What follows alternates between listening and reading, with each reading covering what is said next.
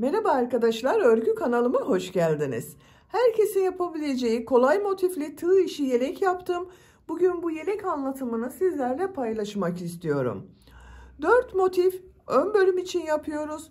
4 motif arka bölüm için yapıyoruz. Birleştiriyoruz. Bakın yelek elde ediyoruz arkadaşlar. Yanlardan bağlamalı yaptım. Bakın çiçekli ip kordonlar yaptım.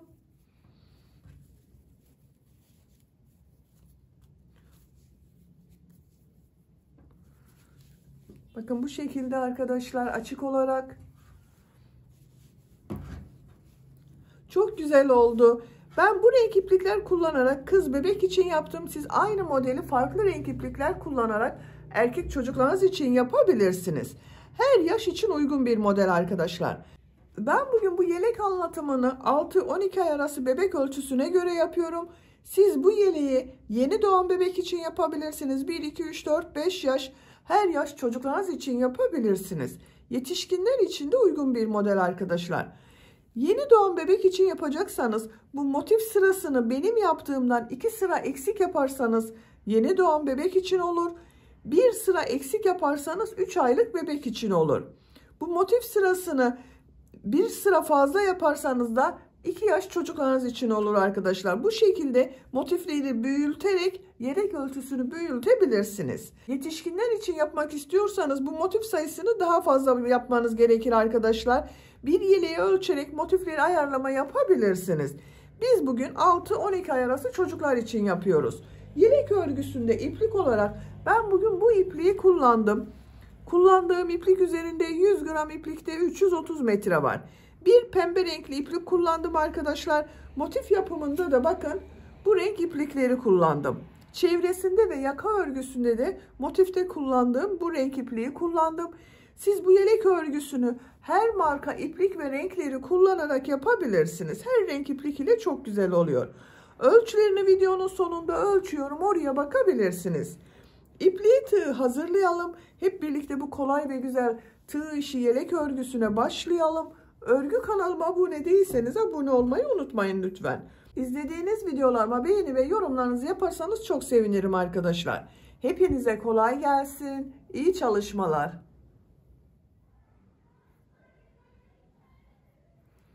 Sihirli halka yaparak başlıyorum. Bakın şu şekilde sihirli halka yapıyorum.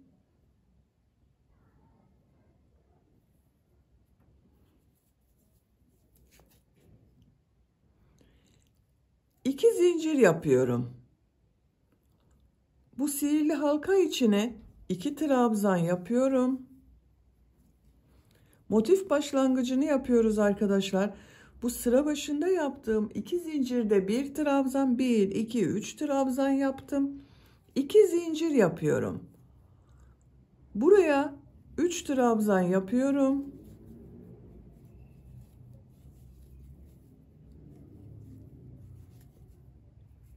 2 zincir yapıyorum.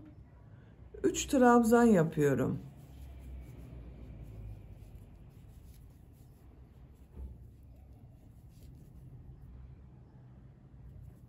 İki zincir yapıyorum. 3 trabzan yapıyorum.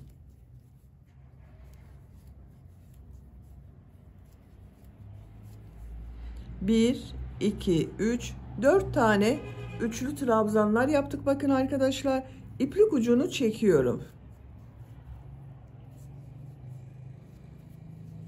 2 zincir yapıyorum.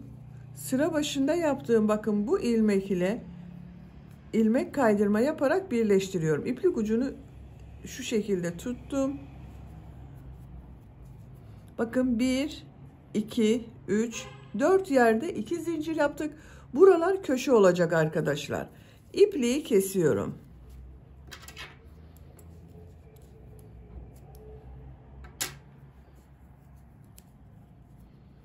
İlk sırayı yaptım. Krem renkli iplik ile devam ediyorum. Siz istediğiniz renk iplikleri kullanabilirsiniz. Herhangi bir 2 zincir üzerinden başlıyorum. Şu iplik ucunu da içinde şu şekilde bakın tutuyorum. Buradan ilmek yapıyorum.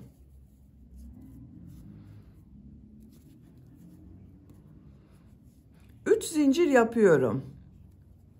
Bu 3 zincir bir trabzan oluyor. Bu köşeyi arkadaşlar 3 trabzan yapacağız. Şimdi 2 trabzan yapıyorum. Bu yaptığım bakın 3 zincirde bir trabzan, bununla 3 trabzan oluyor. 3 trabzan yaptım. Köşenin diğer üçlü grubunu sıra sonunda yine buraya yapacağız. Bu 2 zincir üzerine 3 trabzan, 2 zincir, 3 trabzan yapıyorum.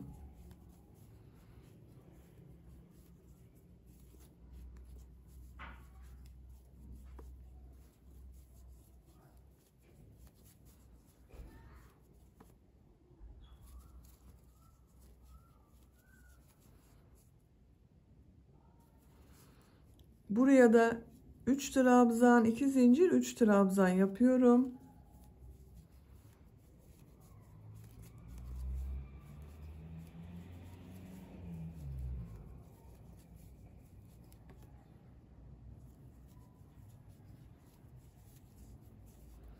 Üç trabzan, 2 zincir, 3 trabzan yapıyorum.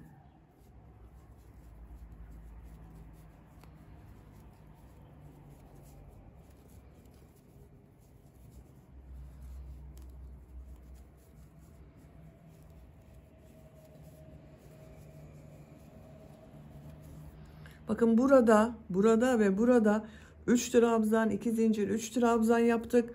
Bu köşenin ilk 3 trabzanı sıra başında yaptım. Diğer üçlü trabzanda bakın buraya yapıyorum. 3 trabzan yapıyorum.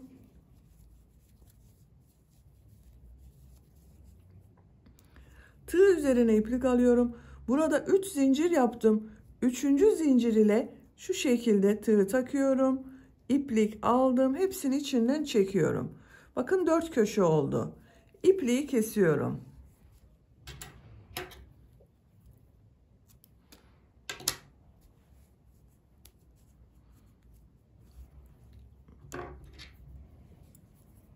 İplik uçlarını şu şekilde temizliyorum.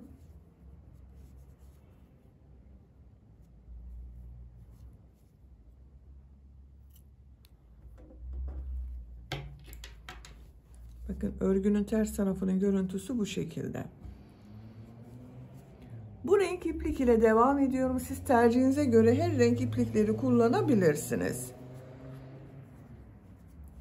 Bu sırada bu köşelerde 3 trabzan, 2 zincir, 3 trabzan yapacağız. Bu boşluklara da 3 trabzan yapacağız. Herhangi bir köşeden başlıyorum. İlmek yaptım. 3 zincir yapıyorum. Buraya 2 trabzan yapıyorum. Bu boşluğa 3 trabzan yapıyorum.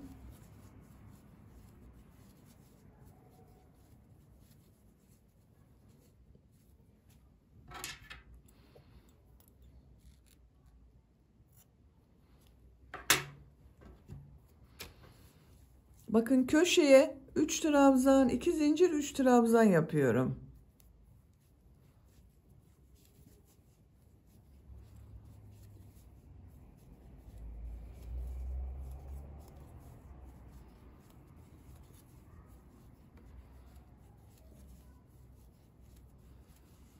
Üç trabzan, 2 zincir, 3 trabzan oldu. Buraya 3 trabzan yapıyorum.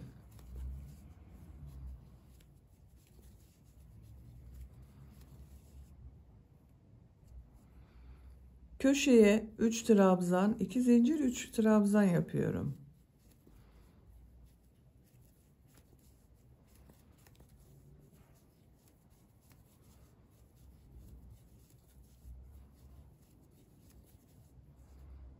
Üç trabzan yapıyorum.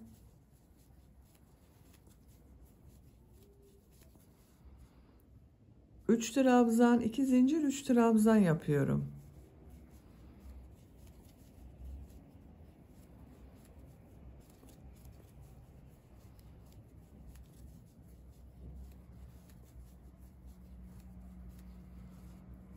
Üç trabzan yapıyorum.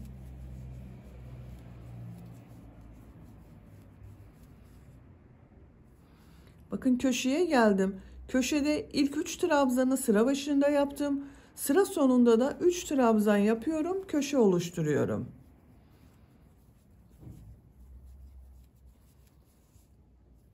Tığ üzerine iplik alıyorum. Bu 3. zincir ile bakın tığı takıyorum. İplik aldım. Tığ üzerinde 3 ilmek var. 3'ün içinden bir defa da çekiyorum. Bakın diğer köşe bu şekilde oldu. İpliği kesiyorum.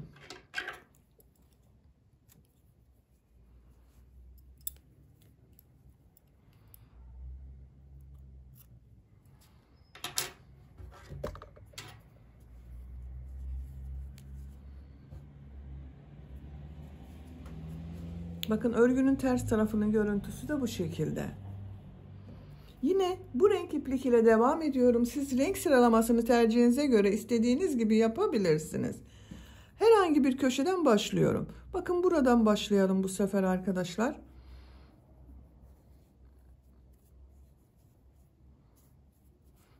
İlmek yaptım. 3 zincir yapıyorum. Buraya 2 trabzan yapıyorum. Köşenin ilk üçlü trabzanı bu. Tığ üzerine iplik alıyorum. Bu boşluğa ve bu boşluğa 3 trabzan yapıyorum.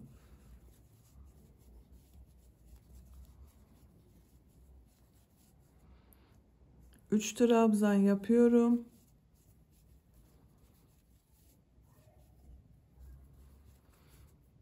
Köşeye 3 trabzan, 2 zincir, 3 trabzan yapıyorum.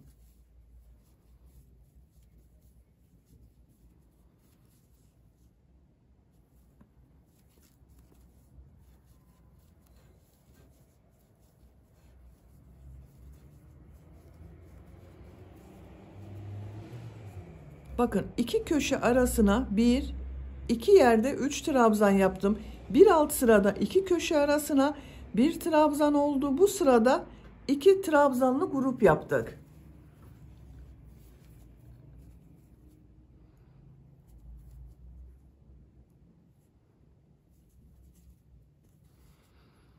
Buraya yine 3 trabzan yapıyorum.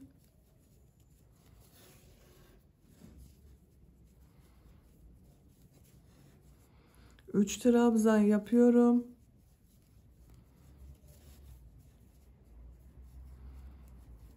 Köşeye 3 trabzan, 2 zincir, 3 trabzan yapıyorum.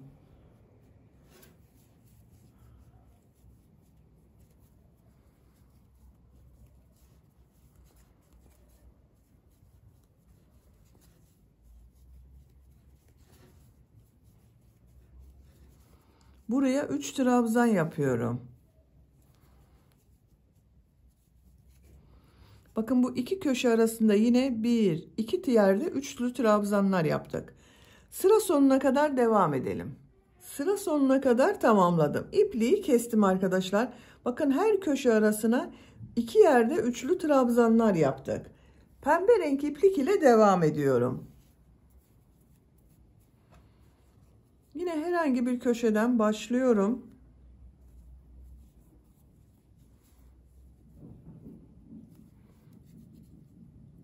Üç zincir yapıyorum. 2 trabzan yapıyorum.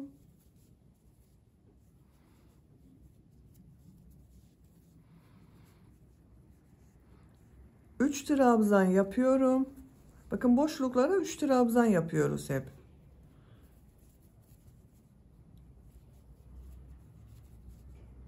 Üç trabzan yapıyorum.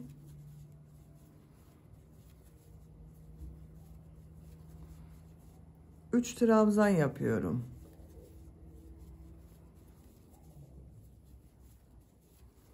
Köşede yine 3 trabzan, 2 zincir, 3 trabzan yapıyorum.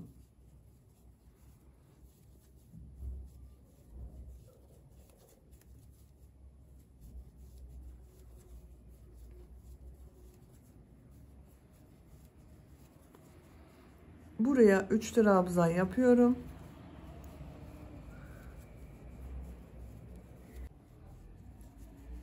Bakın bu sırada da bu iki köşe arasında 1, 2, 3 yerde 3 trabzan yaptık. Sıra sonuna kadar devam edelim. Sıra sonuna kadar tamamladım. Köşelerde 3 trabzan, 2 zincir, 3 trabzan yaptım. Arada bakın 3 yerde 3 trabzan yaptım. Buraya sıra sonunda yine 3 trabzan yapıyorum. Tığ üzerine iplik alıyorum. Bu 3. zincire tığ takıyorum. İplik aldım. Hepsinin içinden çekiyorum. İpliği burada kesip başka renk ipliğe başlayabilirsiniz arkadaşlar. Ben pembe renk iplik ile devam ediyorum. 3 zincir yapıyorum. Bakın ipliği kesmedim. 3 zincir yapıyorum. Buraya 2 trabzan yapıyorum. Bu 3 zincirde 1 trabzan. Boşluğa 3 trabzan yapıyorum.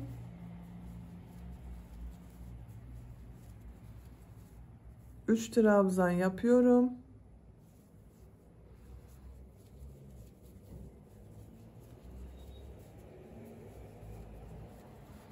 Üç trabzan yapıyorum.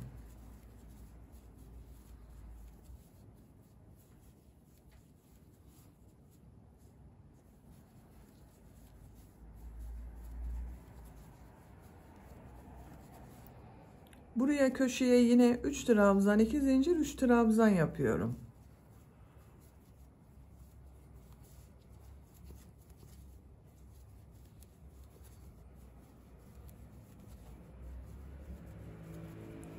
Bakın bu sırada da iki köşe arasında 1, 2, 3, 4 yerde 3 trabzan yaptık.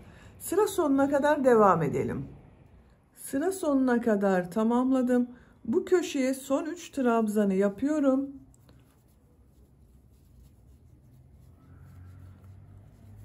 Ben motifte son sırayı yapıyorum arkadaşlar. Siz daha büyük çocuk için yapıyorsanız bir sıra daha bu şekilde devam edebilirsiniz. Ben bu sırada bitiriyorum. Son sıra olduğu için bakın burada 2 zincir yapıyorum. Bu ilmek ile bakın ilmek kaydırma yaparak birleştiriyorum. İpliği kesiyorum. Motif büyüklüğü bu şekilde oldu. Kaç santimetre olduğunu ölçüyorum. 10 santimetre motif genişliği var arkadaşlar. Dediğim gibi siz yapacak olduğunuz çocuğun büyüklüğüne göre bir veya iki sıra bu şekilde devam edip motifi bitirebilirsiniz. Aynı motiften bir tane daha yapalım. Bu motif ile birleştirelim. Bakın ben diğer motif örgüsünü hazırladım. 1, 2, 3 kenarı yaptım. Bu dördüncü kenarı sizinle yapalım. Buraya bir üçlü trabzan yapıyorum. Köşe bakın burası. Bir zincir yapıyorum. Herhangi bir köşe ile birleştirme yapabiliriz. Bakın bu köşe ile şu şekilde tığ takıyorum. İplik aldım, içinden çekiyorum. Bir zincir yapıyorum. Bu köşeye 3 trabzan yapıyorum.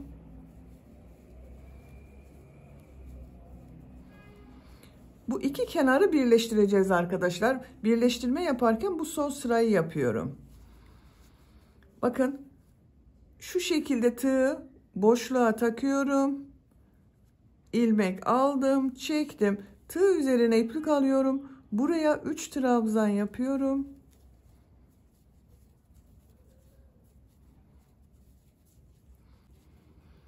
Bakın bu boşluğa tığ takıyorum. İplik aldım.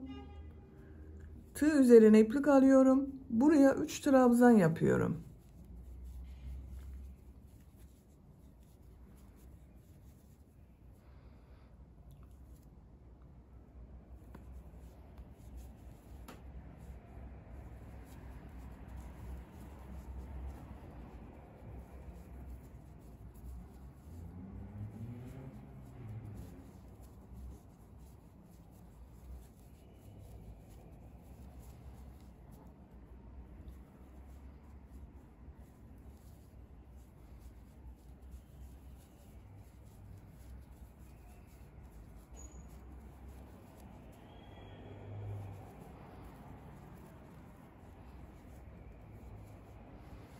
Bakın birleştirme yerlerimiz bu şekilde görünüyor arkadaşlar.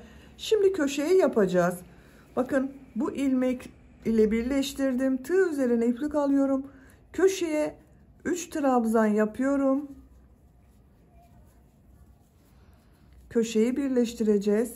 Bir zincir yapıyorum. Bakın bu köşede bulunan 2 zincire tığ takıyorum. İplik aldım, çıkardım. Bir zincir yapıyorum. Burada yaptığım üçlü grup vardı bakın. 3 zincirin 3. zincire tığ takıyorum. İlmek kaydırma yaparak bitiriyorum. İpliği kesiyorum.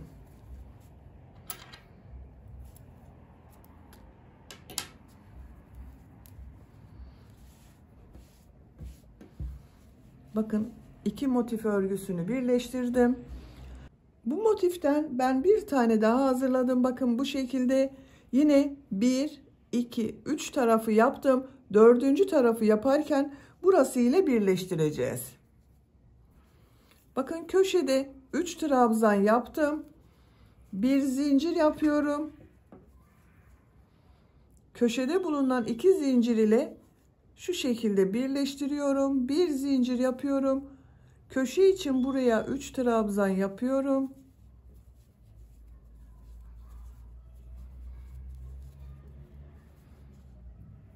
Bu boşluk ile bakın birleştiriyorum.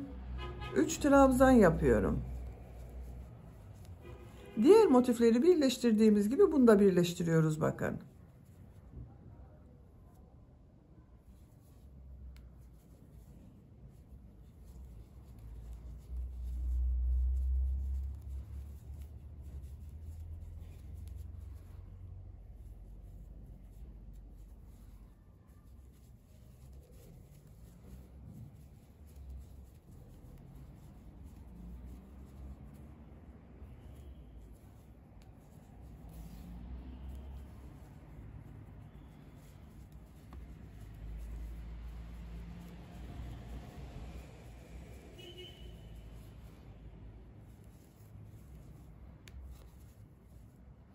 Bakın köşeye geldim.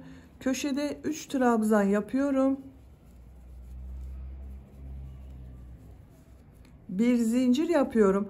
Bakın bu iki köşeyi birleştirdiğim ilmek var. Bunu şu şekilde bakın arkadaşlar. Şurada bulunan ilmek ile birleştiriyoruz.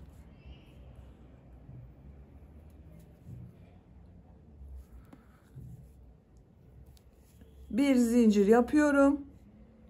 3 zincir ile ilmek kaydırma yaparak bitiriyorum. İpliği kesiyorum.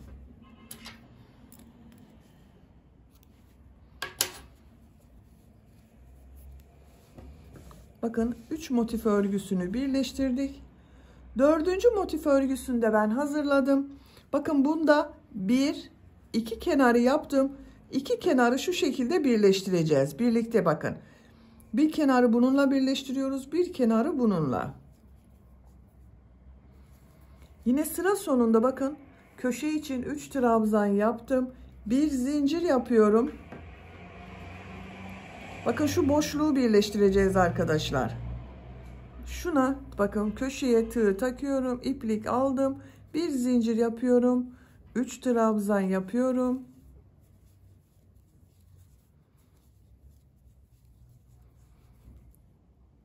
Bu boşluğa tığ takıyorum.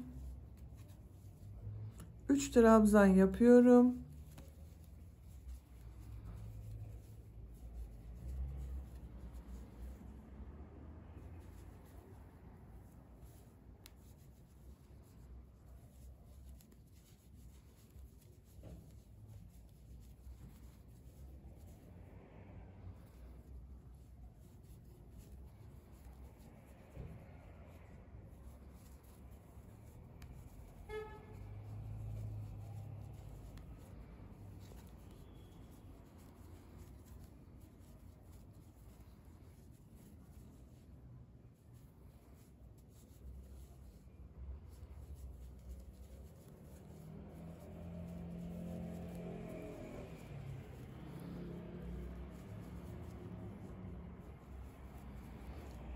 Bakın köşeye geldim. Köşeye 3 trabzan yapıyorum.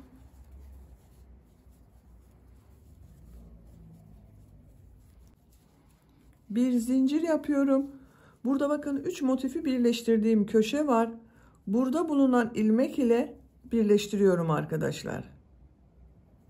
Tığ takıyorum. İplik aldım. Bir zincir yapıyorum. 3 trabzan yapıyorum köşeye.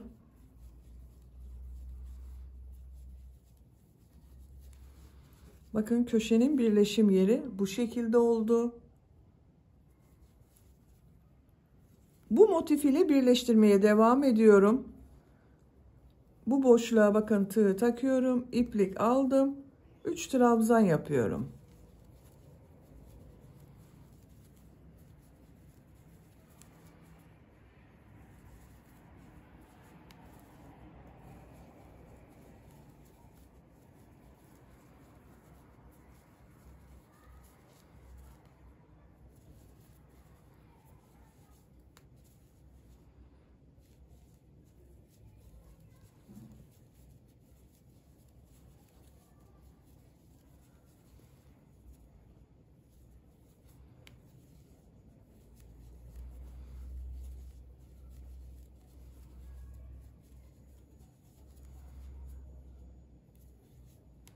Bakın son köşeyi yapıyorum.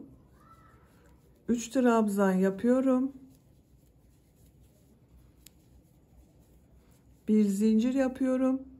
Köşede yaptığım bu 2 zincir ile iplik aldığım içinden çektim. Bir zincir yapıyorum.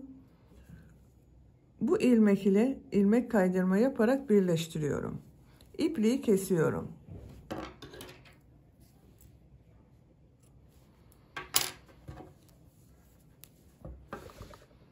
Bakın arkadaşlar 4 motif örgüsünü birleştirdik. Bakın çok güzel oldu. Şimdi çevresinden bir sıra daha yapacağız. Herhangi bir köşeden başlıyorum.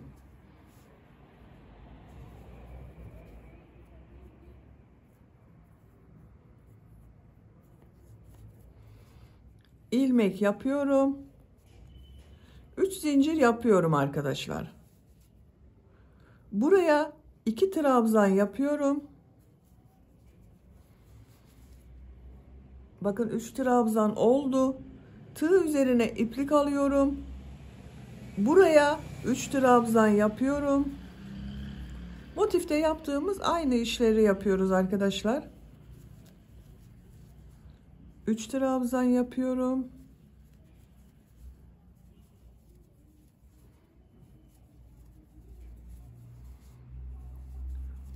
Üç trabzan yapıyorum.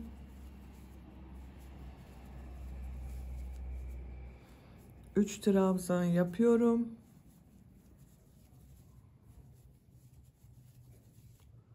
Üç trabzan yapıyorum.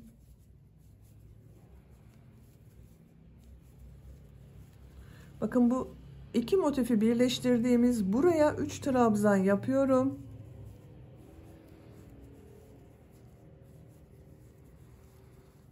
Buraya da 3 trabzan yapıyorum.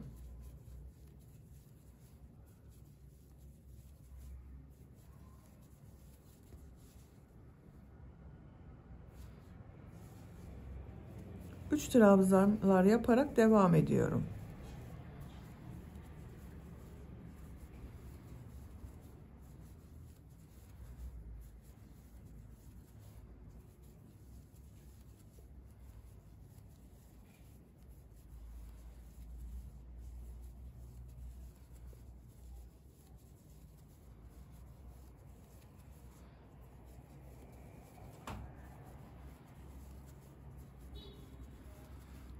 Bu köşeye 3 trabzan, 2 zincir, 3 trabzan yapıyorum. Aynı motifte yaptığımız gibi bakın.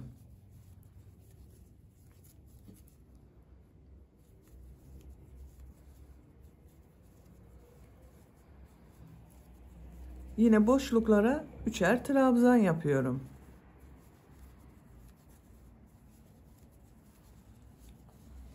Bakın arkadaşlar. Bu iki motifi birleştirdiğim yerde bakın buraya ve buraya da 3 trabzan yaptım. Bu şekilde bir görüntü elde ettim. Köşelere 3 trabzan, 2 zincir, 3 trabzan yapıyoruz. Büyük bir motifi çevresini yapıyoruz arkadaşlar. Sıra sonuna kadar devam edelim. Bakın bu köşelerde yine 3 trabzan, 2 zincir, 3 trabzan yapalım. Buraya kadar devam edelim. Sıra sonuna kadar tamamladım. Bu köşe içinde bakın son üçlü trabzanları yapıyorum.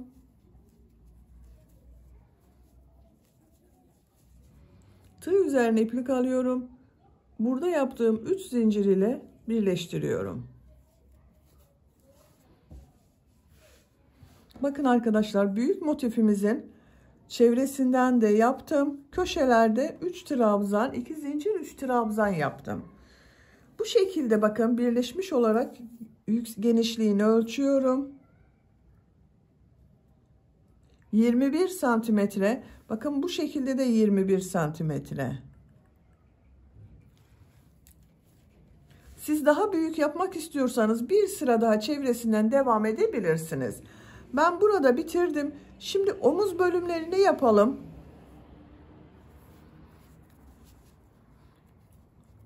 Üç zincir yapıyorum. Buraya 3 trabzan yapıyoruz. Bakın bu 3 zincirde 1 trabzan. Buraya 3 trabzan yapıyorum.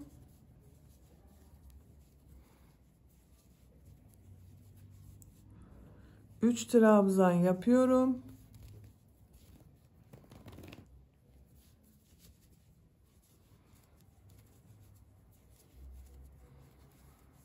Üç trabzan yapıyorum.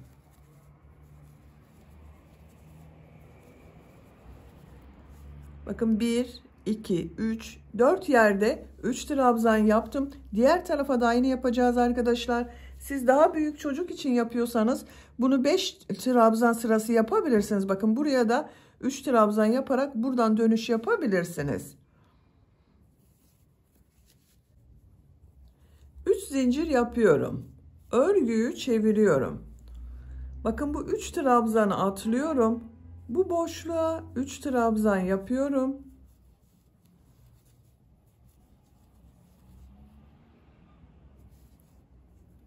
Bu boşluğa 3 trabzan yapıyorum.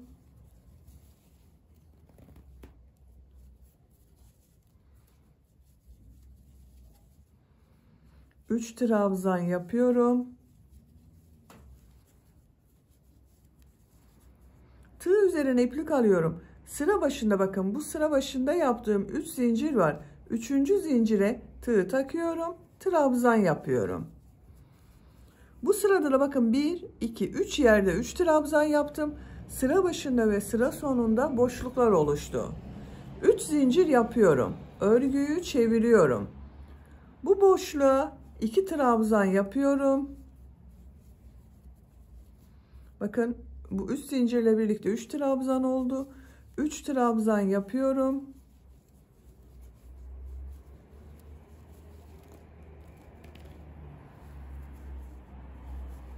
Üç trabzan yapıyorum. Sıra sonunda yine 3 trabzan yapıyorum. Bakın 3 zincir yaparak dönüş yaptım. Buraya 3 trabzan yapıyorum. Bu sırada 1, 2, 3, 4 yerde 3 trabzan yaptım. 3 zincir yapıyorum. Örgüyü çeviriyorum. 3 trabzan yapıyorum.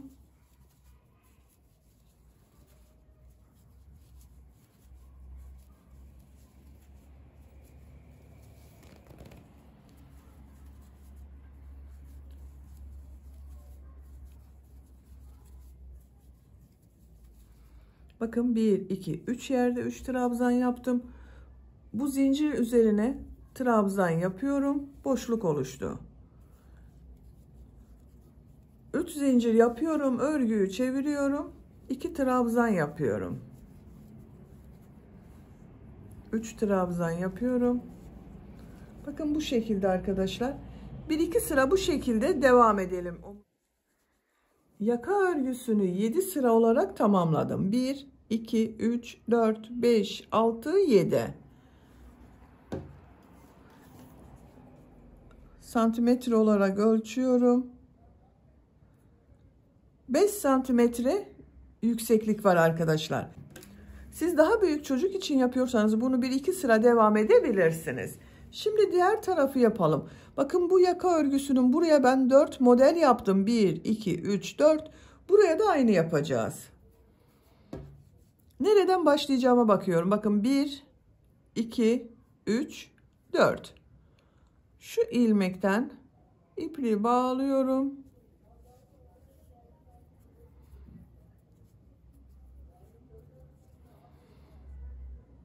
Bakın bu boşluktan bir ilmek yapıyorum. 3 zincir yapıyorum. Buraya 2 trabzan yapıyorum.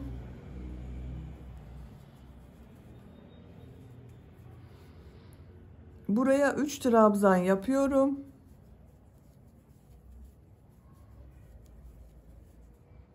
Üç trabzan yapıyorum.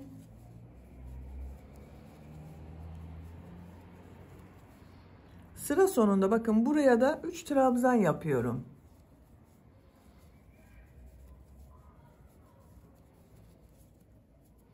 Bir, iki, üç, 4 model oldu. 3 zincir yapıyorum. Örgüyü çeviriyorum. 3 trabzan yapıyorum.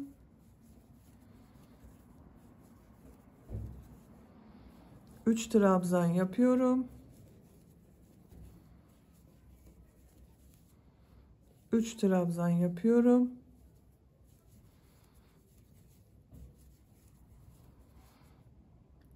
Bu zincir üzerine trabzan yapıyorum. 3 zincir yapıyorum. Örgüyü çeviriyorum.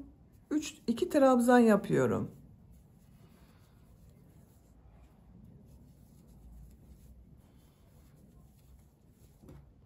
Bakın bu yaka bölümünün aynı olacak. Bunu kaç sıra yaptıysanız bu yaka örgüsünde tamamlayalım. Diğer yaka bölümünde bakın 7 sıra yaptım. 1, 2, 3, 4, 5, 6, 7. İpliği kesiyorum.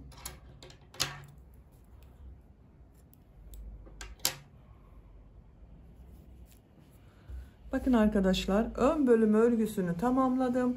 Şimdi arka bölümü yapalım. Arka bölümde burayı aynı şekilde yapıyoruz. 4 motif yapıyoruz. Birleştiriyoruz. Çevresinden bir sıra trabzan sırası yapıyoruz. Bakın modelleri yaptığım sırayı. Bakın diğer arka bölümü ben hazırladım.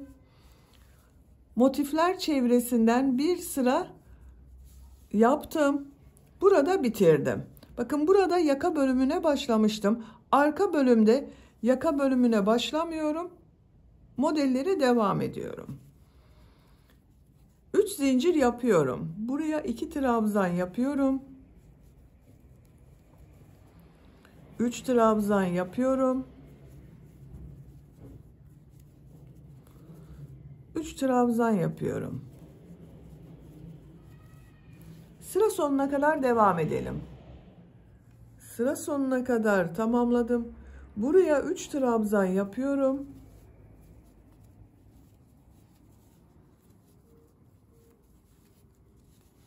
Bakın görüntüsü bu şekilde oldu. 3 zincir yapıyorum. Örgüyü çeviriyorum. Yine bu boşluklara 3'er trabzan yapıyorum.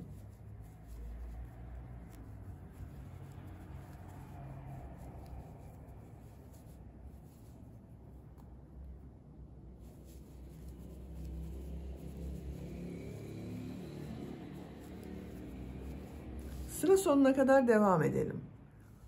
Sıra sonuna kadar tamamladım. Burada 3 zincir yaptığım bir trabzan var. Bu ilmeğe trabzan yapıyorum. Bakın burada da bir boşluk oluştu arkadaşlar. Sıra başında da 3 zincir yaparak bir boşluk yaptım. 3 zincir yapıyorum. Örgüyü çeviriyorum. Bu boşluğa 2 trabzan yapıyorum. 3 zincir ile birlikte 3 trabzan oldu. Boşluklara 3 trabzan yapıyorum. Arka bölümünün örgüsü bu şekilde birkaç sıra olarak tamamlayalım. Arka bölümü örgüsünü ben tamamladım. Bakın arkadaşlar bu 4 motifi birleştirdikten sonra buradan sonra bakın 1, 2, 3, 4, 5, 6 sıra yaptım. Motiflerden sonra sayalım. Bakın daha kolay sayabiliriz. Bu renklerden sonra 2, 4, 6, 8, 9. sıra. Ön bölüm örgüsünde bakın 1, 2, 3, 4, 5, 6, 7, 8, 9, 10. Bir sıra daha yapacağız. Bir sırayı yaparken bu omuz bölümünde bu yakada yaptığım bakın modeller ile aynı sayıda yapacağız. 3 zincir yapıyorum. Örgüyü çeviriyorum. Buraya 3 trabzan yapıyoruz. Bakın 2 trabzan yapıyorum. 3 trabzan yapıyorum.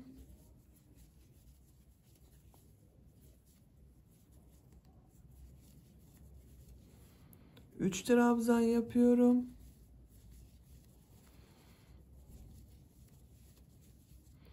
Üç trabzan yapıyorum.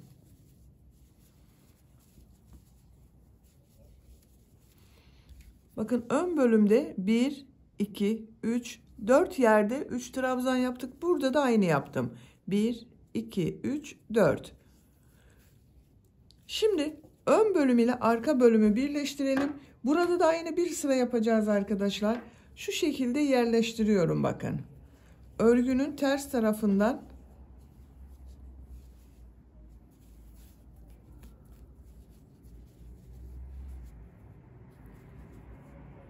bu ilmek ile iplik alıp içinden çekiyorum. Bakın ilk ilmeği birleştirdim. İkinci ilmeğe tığ takıyorum. Karşıdan ikinci ilmeğe tığ taktım. İplik aldım. İlmek kaydırma yapıyorum. Üçüncü ilmeğe tığ taktım. Karşıdan bakın üçüncü ilmeğe tığ taktım. İlmek kaydırma yapıyorum.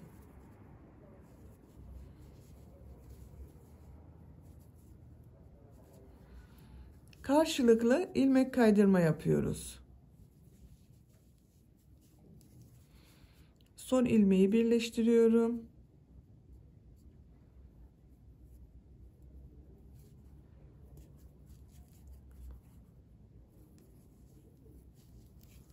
İpliği kesiyorum.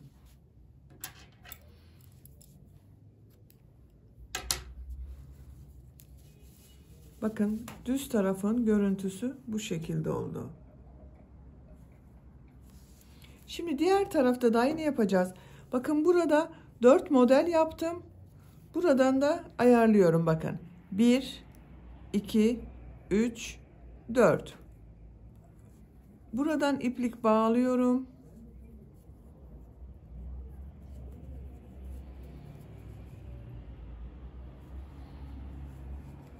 Üç zincir yapıyorum.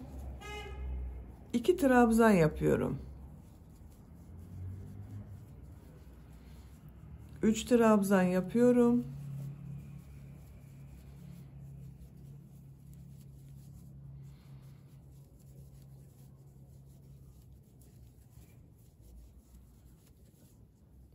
Üç trabzan yapıyorum. Bakın şimdi bunu burasıyla birleştireceğiz arkadaşlar. Yine örgünün ters tarafından.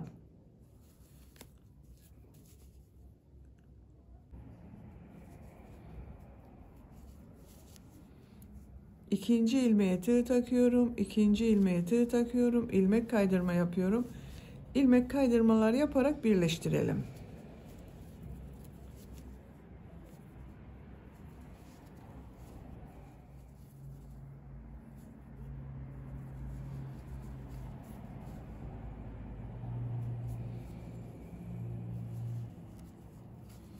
Bakın birleştirdim. İpliği kesmiyorum. Şöyle uzatayım bakın. Bu birleştirme yeri de bu şekilde oldu.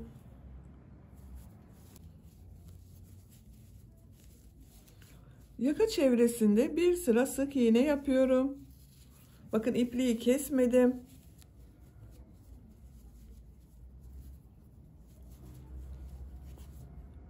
İlmeklere sık iğne yapıyorum. Bakın trabzan sırasına sık iğne yapıyorum.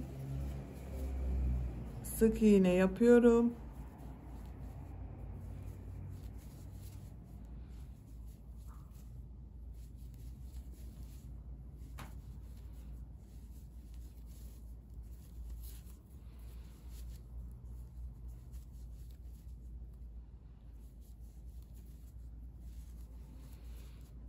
Buralarda da sık iğne yaparak devam ediyorum.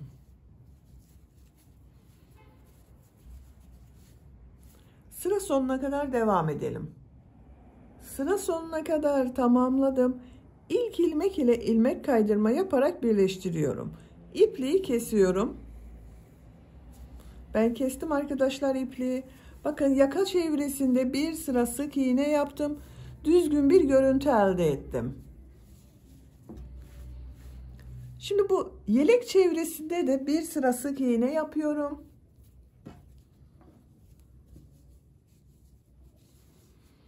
Bakın buradan başlıyorum. Şu ilmek var bakın. Buradan bir ilmek yapıyorum.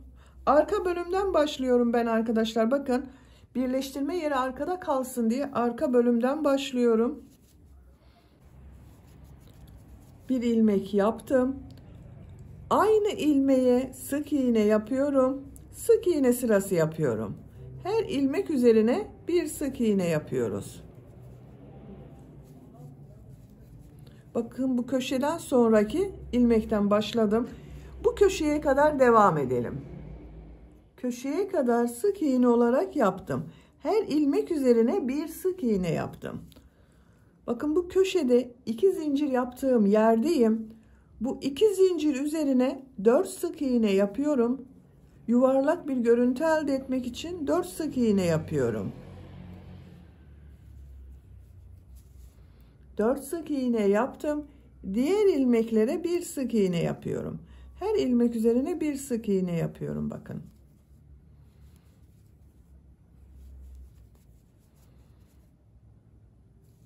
Bu şekilde devam edelim. Köşelerde 4 sık iğne, diğer ilmeklere birer sık iğne yapalım. Sıra sonuna kadar tamamlayalım. Sıra sonuna kadar tamamladım. Bu köşeye 4 sık iğne yaptım. İlk ilmek ile ilmek kaydırma yaparak birleştiriyorum. İpliği kesiyorum.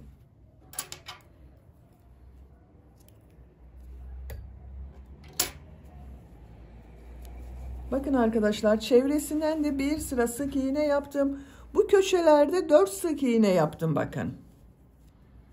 Diğer ilmeklere bir sık iğne yaptım. Görüntüsü bu şekilde. Şimdi bu renk iplik ile devam ediyorum. İlk önce yaka bölümünü yapalım. Bakın yaka bölümünün bu arka bölümde bulunan ilmekten başlıyorum. Bir ilmek yaptım. 2 zincir yapıyorum. Burada yakada sık iğneler yaptım. Bu sık iğne üzerine trabzan yapıyorum. Her ilmek üzerine bir trabzan yapıyorum.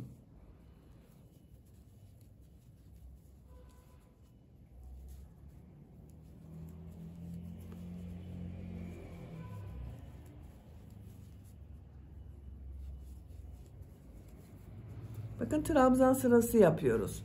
Sıra sonuna kadar devam edelim. Sıra sonuna kadar tamamladım. Son ilmeğe trabzan yaptım. 2 zincir yaptığım bu ilmek ile ilmek kaydırma yaparak birleştiriyorum. Bakın arkadaşlar yaka çevresinde bir sıra trabzan sırası yaptığım görüntü bu şekilde oldu. Bu sırada yaptığım bu trabzanları bir düz bir ters boşluktan alıp trabzan yapıyorum. 2 zincir yapıyorum. İlk trabzan düz taraftan boşluktan alıp trabzan yapıyorum. Ters taraftan boşluktan alıp trabzan yapıyorum. Bakın şu şekilde tığ boşluğa takıyorum. Trabzan yapıyorum. Bakın tığ ters taraftan boşluğa takıyorum. Trabzan yapıyorum.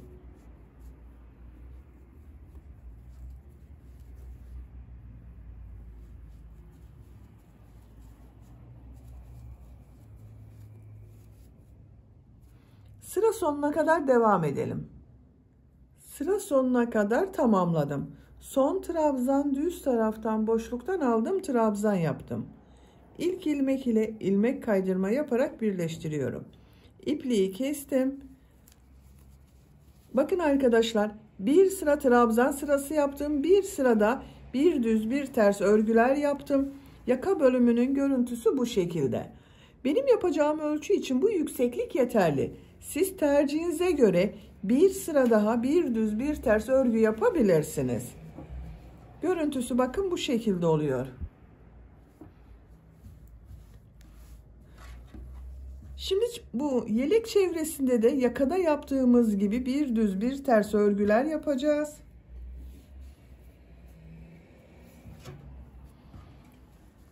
Bakın bu sık iğne bitirdiğim ilmek var. Bu ilmekten başlıyorum. Bir ilmek yapıyorum. 2 zincir yapıyorum. İlk önce trabzan sırası yapıyoruz. Her ilmek üzerine bir trabzan yapıyorum.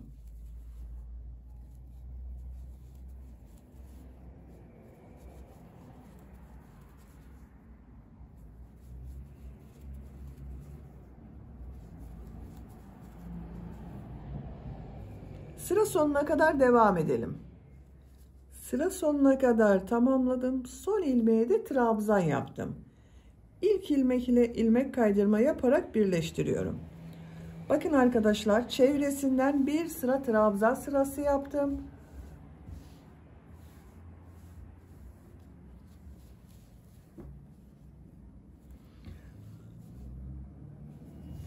Bu sırada bu yaptığım trabzanları bir düz bir ters boşluktan alıp trabzan yapıyorum. 2 zincir yapıyorum.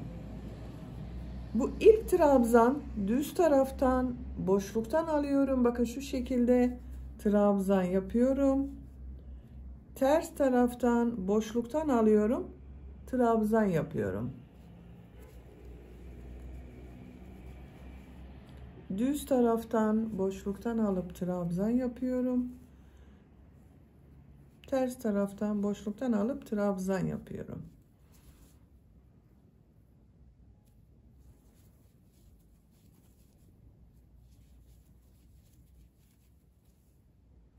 Sıra sonuna kadar devam edelim. Sıra sonuna kadar tamamladım. Son trabzanı düz taraftan boşluktan aldım, trabzan yaptım. İlk ilmek ile ilmek kaydırma yaparak birleştiriyorum. Bakın düz trabzanı boşluktan alarak ile başladım. Sıra sonunda da düz trabzan yaptım. Bu sıra başında yaptığım 2 zincir ters tarafta görünen trabzan oldu. Görüntüsü bu şekilde arkadaşlar. Bu sırada bu yaptığım trabzanları nasıl görüyorsam o yönde boşluktan alıp trabzan yapıyorum. 2 zincir yapıyorum. İlk trabzan düz tarafta görüyorum. Düz taraftan boşluktan alıp trabzan yapıyorum. Ters tarafta görüyorum. Ters taraftan boşluktan alıp trabzan yapıyorum.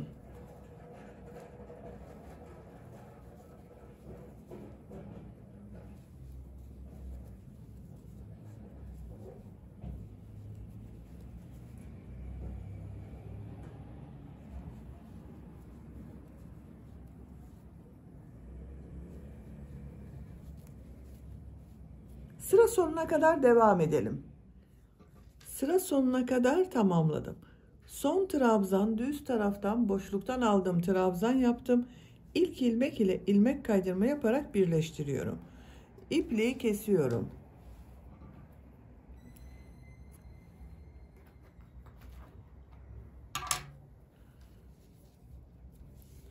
Bakın arkadaşlar, bu şekilde oldu. Bakın çok güzel oldu yelek arkadaşlar. Bakın bu yan tarafları açık. Bu işaret yaptığım yerlere ip kordon yapacağız. Nereden işaret yaptığıma bakıyorum. Siz istediğiniz yerden ayarlama yapabilirsiniz. Kol mesafesini bırakıp istediğiniz yerden bu işaretleri takabilirsiniz. Daha aşağıya veya daha yukarıdan da başlayabilirsiniz. Bakın şu omuzdan başlıyorum. Bu birleştirme yaptığım yerdeki ilmekten 2, 4, 6, 8, 10, 12, 14, 16, 18, 20, 22, 24, 26, 28, 29. ilmeğe işaret yaptım. Hepsinde aynı yaptım. Bakın 4 yere işaret yaptım arkadaşlar.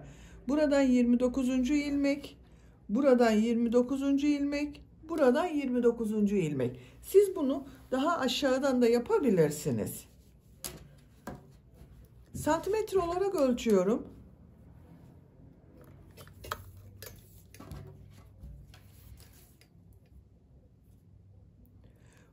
santimetre bakın yükseklik bıraktım arkadaşlar. Kol bölümüne 13 santimetre bıraktım.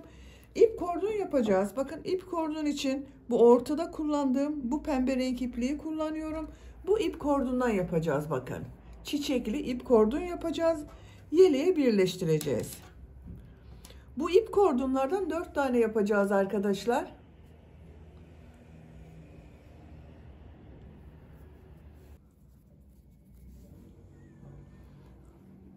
Tığ olarak 5 numara 3 milimetre tığ kullanıyorum. Siz istediğiniz numaralı tığları kullanabilirsiniz. Sihirli halka yapıyorum. Bakın elimi takip ederseniz daha iyi anlaşılır. Şu şekilde parmağımın üzerine doladım. Bu ilmeğe tığ takıyorum. İplik aldım, çıkardım. Parmağımdan çıkarıyorum. Bakın sihirli halkayı yaptık. Zincir yaptım, sağlamlaştırdım. 4 zincir yapıyorum.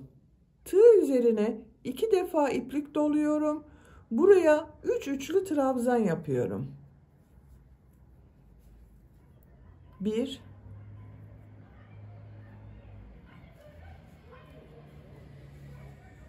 2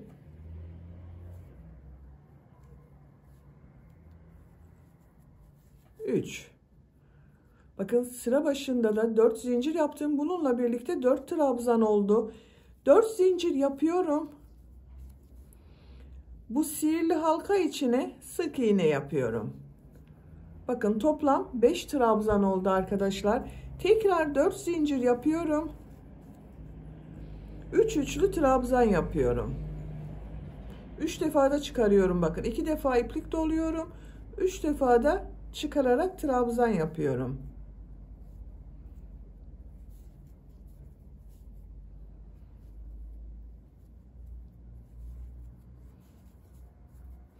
Dört zincir yapıyorum. Sık iğne yapıyorum. 4 zincir yapıyorum. 3 üçlü trabzan yapıyorum.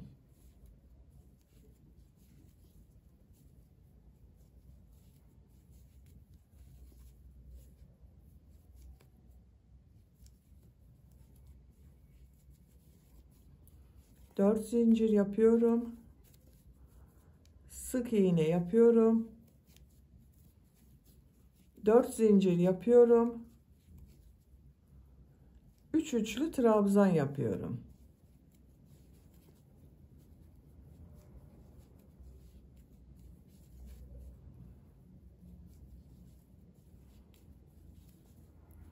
Dört zincir yapıyorum.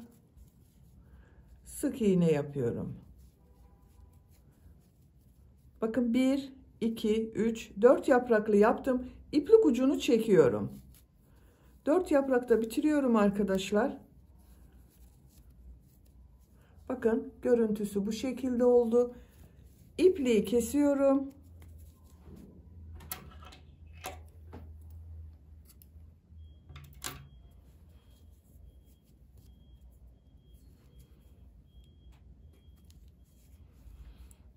Şu şekilde bağlıyorum. Daha sağlam oluyor.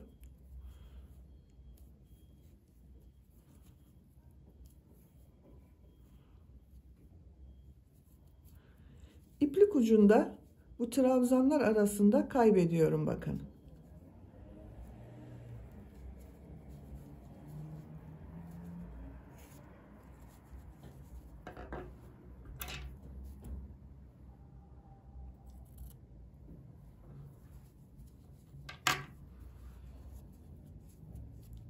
Bakın çiçek örgüsünü bitirdim. Şimdi buna ip kordon yapacağız. İp kordon için ben bu renk iplik kullanıyorum.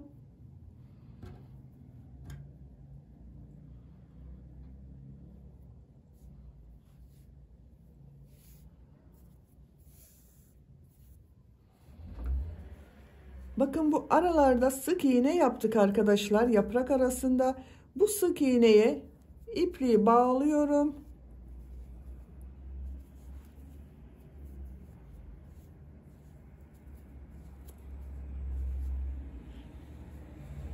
Bu ilmekten bir ilmek yapıyorum.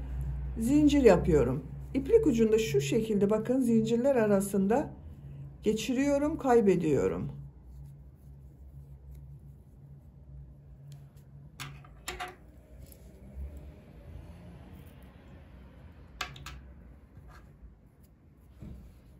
Zincirler yapıyorum. Çok sıkı da yapmıyorum zincirleri. Kordon uzunluğunu ne kadar istiyorsanız o kadar zincir yapalım. Zincirler yaparak tamamladım.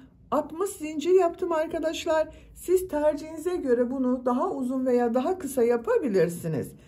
60 zincirin kaç santimetre olduğunu ölçüyorum. 22 santimetre zincir uzunluğu var arkadaşlar. Siz bunu daha uzun da yapabilirsiniz. Şimdi yaptığımız bu ip kordonu yelek örgüsüyle birleştireceğiz. Bakın ben diğer ip kordonları da aynı şekilde yaptım. Buraya birleştirdim. Bakın işaret yaptığım ilmeğe bu yaptığım ip kordonu birleştiriyorum.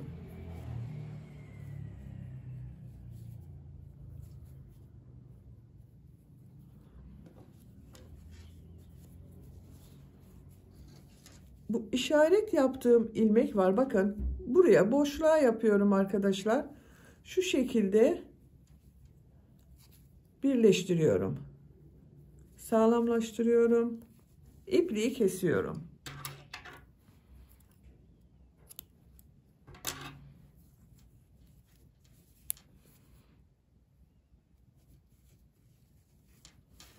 Bakın ip kordonun görüntüsü bu şekilde oldu. Diğer işaret yaptığımız yerlere de aynı şekilde bir ip kordon hazırlayarak birleştirme yapabilirsiniz.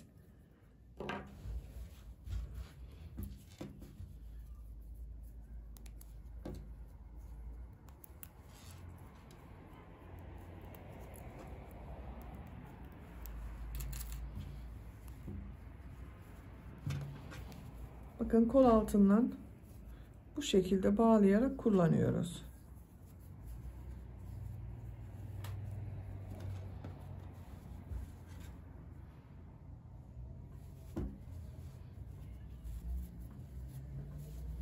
Açık olarak bakalım. Bakın bu şekilde oldu arkadaşlar. Çok güzel oldu. Bitmiş olarak ölçülerini söylüyorum. Gövde genişliğini ölçüyorum. 26 santimetre. Yüksekliğini ölçüyorum. 29 santimetre. Ben bugün 6 aylık bebek için yaptım. Bakın bu şekilde oldu. Çok güzel oldu. Beni dinlediğiniz ve izlediğiniz için hepinize çok teşekkür ederim. Örgü kanalıma abone değilseniz abone olmayı unutmayın lütfen. Sizlerle yeni örgülerde görüşmek dileğiyle. Hoşça kalın, sevgiyle kalın.